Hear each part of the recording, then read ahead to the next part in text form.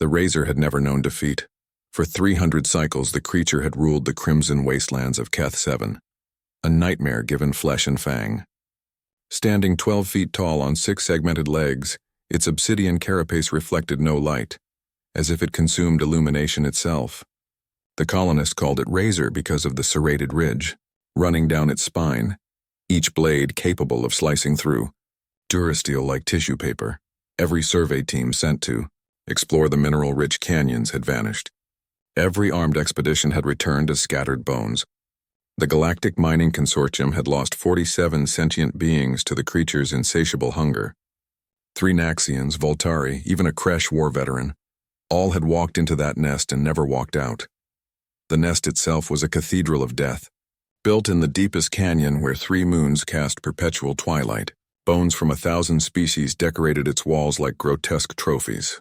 The Razor collected them, arranged them, as if pride were a universal constant among apex predators. Chris Martinez stood at the canyon's edge, hands shoved deep in the pockets of his worn jacket, and stared down into the abyss. "You understand this is a death sentence," Commander Veloth said, his translator crackling with the 3 Naxians' concern. His 4 eyes blinked in sequence, a gesture Chris had learned meant genuine worry. "I understand you've tried everything else," Chris replied, his voice flat. "Poison doesn't work. Explosives just piss it off.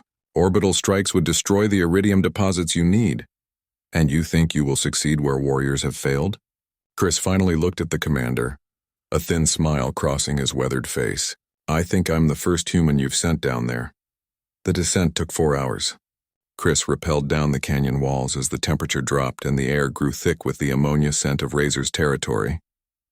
By the time his boots touched the canyon floor, twin moons had risen, casting everything in shades of purple and gray. The nest entrance loomed before him, a massive opening carved into the rock face, surrounded by claw marks that scored the stone 10 feet deep. Chris activated his helmet light and walked inside. The bones crunched under his feet with every step. Rib cages from creatures he couldn't identify, skulls with too many eye sockets. The skeletal hand of what might have been a Voltari child reached up from the ossuary floor, as if pleading for rescue that had come centuries too late. Chris kept walking. The tunnel opened into a vast chamber, and there, in the center of its cathedral of death, was Razor. The creature was even larger than the report suggested. Its body seemed to absorb the beam from Chris's helmet, creating an absence of light in the shape of a monster. 6 red eyes opened along its elongated skull, each one fixing on the human with ancient hunger. Razor's mandibles spread wide, revealing rows of crystalline teeth that had crushed through exoskeletons, armor plating, and the bones of every known species foolish enough to enter its domain. A sound emerged from deep within its thorax, part growl, part screech, the hunting cry that had heralded death for 3 centuries. Chris reached into his jacket. Razor lunged, moving with impossible speed for something its size. The canyon walls shook. Dust rained from the ceiling. Those serrated spines along its back scraped the stone overhead, sending sparks cascading like deadly fireflies. Chris didn't run. He pulled out a small device and pressed the button. The sound was subsonic at first, a frequency that rattled in the chest cavity before the ears registered it. Then it climbed higher, higher, until it became a shriek that resonated with the calcium in bones, the silicon in stone, the iron in blood. Razor stumbled, its charge faltering. The creature's 6 eyes widened, then narrowed, then lost focus entirely. It crashed into the chamber wall, its massive head shaking as if trying to dislodge the sound drilling into its brain. Chris kept the device pressed, walking closer. "Here's the thing about apex predators," he said, knowing the creature couldn't understand but needing to say it anyway. "Every ecosystem has them. On Earth, we had sharks, tigers, crocodiles, perfect killing machines that ruled for millions of years." Razor tried to stand, its legs scrambling for purchase on the bone-littered floor. The sound intensified. Blood began seeping from the joints in its carapace. "But we also had something those predators didn't account for," Chris continued. "Humans. And humans don't win because we're the strongest or the fastest.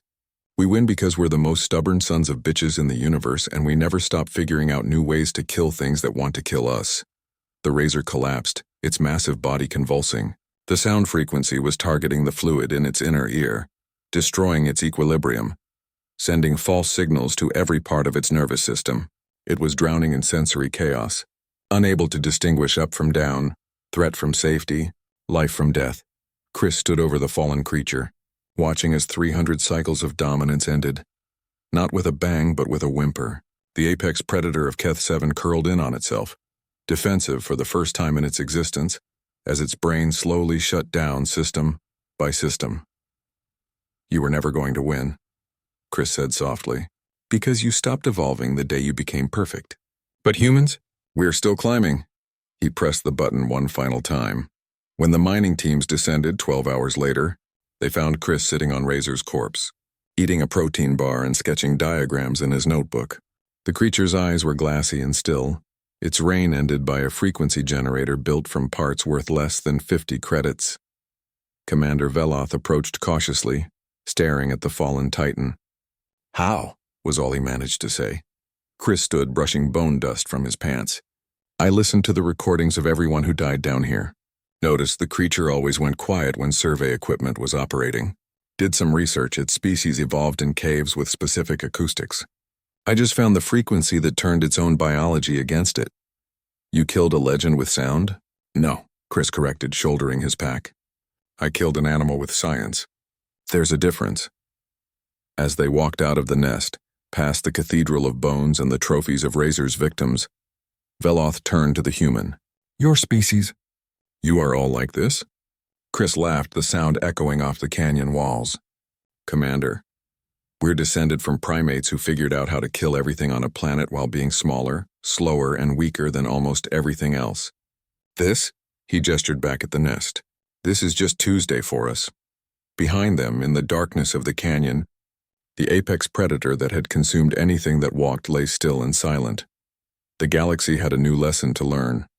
There was always a bigger predator, and sometimes it walked on two legs and called itself human.